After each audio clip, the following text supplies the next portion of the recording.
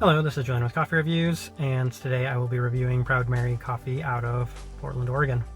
Currently outside of their only American location on Alberta Street, and I'm going to be trying two coffees. We're going to break this up into two videos. The first one I'm going to be trying is the Ethiopia Asefa Beraso, and they gave me a nice little information card for it. Kind of cool. Described as more wild of their coffee. Let's go ahead and take a sip. And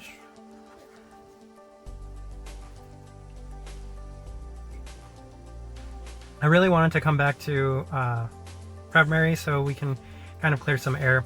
My first ever video, single cup coffee review video, was Proud Mary coffee.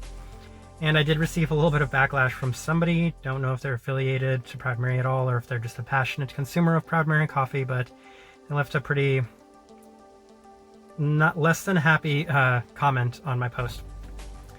And I want to emphasize that Proud Mary is one of the best coffee shops. It's probably the best, top 3 easily, in Portland, Oregon, because they have such an amazing selection of coffees.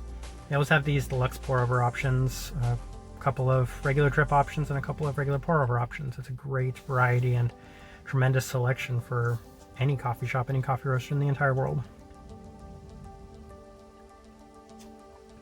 So this shop is easily a highly recommend, and I think there was a little bit of confusion. I'm not a big fan of Brazilian coffee in general. I wasn't a big fan of that Brazil, even if it was the cup of excellence, even if it was something everyone was raving about. This wasn't my preference, and I did want to come back and kind of maybe clear some air, give them a couple of shots with a couple of other coffees, stuff that was more my palate. It was suggested to me by the barista, that Brazil, last time, but this time I just went with stuff that I figured I was more inclined and more likely to enjoy. Let's just go ahead and start talking about this Ethiopia, though. So it's a natural processed Yirgacheffe. I'm not sure, I've never heard of this producer before. I think I'm starting to kind of understand, and it might have taken me a couple of trips back and forth to Proud Mary, but this is probably half a dozen to a dozen times I've been here now. Maybe it's the fact that Australian coffee it doesn't cater to the American palate. American palate coffee and Australian, I noticed this about European coffees, they're just different. And this right here, when you think of a natural Ethiopia, you expect a complete fruit bomb. And this is a fruit bomb, but it's not the type of fruit bomb that tastes almost fermented or that overpowers you with berries or is just over the top. If anything, this has a really nice and subdued mango, cherry. Yeah, that's what I get. Some nice subdued mango and cherry. No acidity, very little acidity anyway. Just overall well-rounded, nice, natural Ethiopia. It's one of those things where it's a very clean cup of coffee relative to most naturals, and it's just overall well done.